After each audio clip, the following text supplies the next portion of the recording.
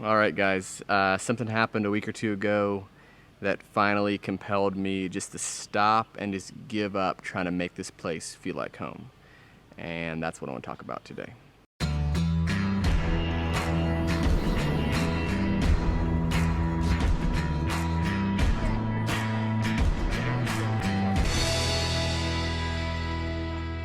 How you doing? My name's Dan. This is my channel, Mindful Missionary. This is just a platform that I have to be able to share my experiences, my perspectives, life lessons that I've learned while teaching the gospel abroad, specifically here in Sierra Leone, West Africa. And today I want to share with you something that on the offset, it sounds really depressing, but then after I've been able to kind of digest it and think about it and contemplate this life lesson and this perspective that I need to have, it's actually incredibly inspirational. And all this came to me during a period of about 2.5 weeks where several, maybe 4 American evangelists, preachers, most of whom that I know, visited Bo to assist with the kingdom work, specifically the Bible teaching and preaching that goes on here. But also they spent a lot of time encouraging us. And so during some of those periods of study with the church here and with the Christians here, they decided to go through the book of 1 Peter. And Peter, writing to Christians, begins this letter in a very special way.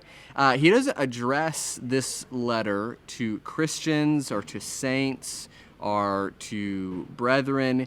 He describes them by a different word. He says, to those who reside as aliens, scattered throughout, and he lists these different regions. And the idea here that was shared with us is that Peter is trying to remind the Christian not to feel at home in this world, but rather to view their Christian life, their Christian walk, as simply a pilgrimage, or even just to view their lives in this world that we're living in simply as exiles, as strangers, as sojourners. We ought not feel so at home in this world that we're living in. We're just passing through. Our forever home that we're seeking with all of our heart to find is not this one, but rather it's the one to come. And Peter's point throughout this letter is that if we adopt this kind of mentality shift, it's going to result in a lot of radical changes regarding our attitudes and approaches to things while we're living in this temporary realm. But personally, for me, the most natural implication that if I'm going to view my Christian life in this world as not someone who is setting down roots, not someone who is looking to find a forever home, but rather I'm just passing through. This is not really the place I'm looking to be for the long term. Rather, I'm just counting down the days till I'm able to be with the Lord in heaven.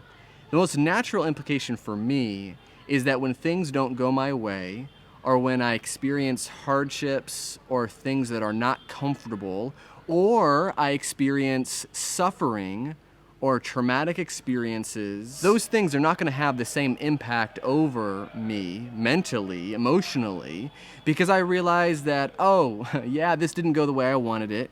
Yeah, this is really not a good situation, but this is just temporary. Like, this is just like passing through. I'm reminded of people that like settled the West in North America when they were traveling from the East Coast and going and settling the West, that they experienced like peril and sickness and disease and the unknown. Why'd they do all that? Well, because they knew that that treacherous period of that trail that they were blazing to the West was something that was temporary, and what was awaiting them on the other end of that trail was something like far greater. And so yeah, they got blisters on their feet, and yeah, they had treacherous experience and sufferings and discomforts, but again, because they were so focused on that forever home or that permanent home that they were traveling towards, they're willing to put up with it for a short time. And I even think some of these Americans that traveled to Sierra Leone was actually a really great like visual illustration of this, because while they were living here, they stayed at a guest house that was not at all like a 4-star guest house or hotel. It's probably a higher standard of living than the majority of people that live here are accustomed to, but is still far lower than what they're used to back in their homes in the US. And so like when I was around them over these past couple of weeks, they shared things like, yeah, like no hot water, and maybe their shower heads didn't work, and the power would go out for about 3 or 4 hours during the nighttime. And, even the ACs didn't work ideally, and even, and several other things that would come up. Yet, I never really heard them talk about those things in a complaining or grumbling or discontent way. And I think the reason was, well, they're only here for 2.5 weeks. Like, their attitude was, we didn't come here to be comfortable. We came here to work and to be useful in God's kingdom. So whatever like temporary discomfort we have to go through, like, it's not a big deal. It's not a barrier to us doing that sort of service. And it's exactly the mentality that I think I need while living anywhere in this world. The truth is, I should feel that way just as much in the US as I would in a place that doesn't have all the same creature comforts. But I think reminding myself of that perspective is just incredibly helpful and incredibly inspiring to say, you know what? Yes, there are challenges to living here.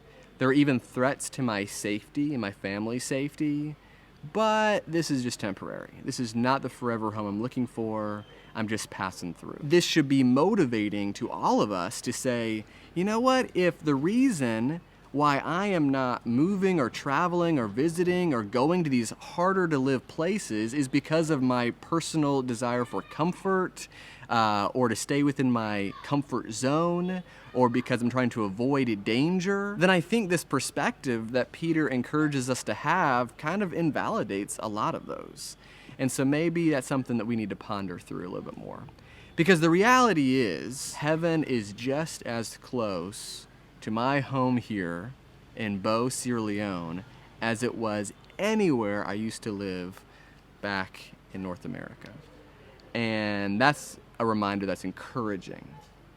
And like I said, this idea that we're just pilgrims and sojourners and we're just temporary residents, yeah, at first that's, like I said, discouraging maybe, or disheartening or depressing, but more than anything else, like, it's inspiring and it's motivating to me that I should be willing to go through the hard times now, because this life is not it, like that next life is. And if I have to experience some hardships here, that's nothing compared to what's coming.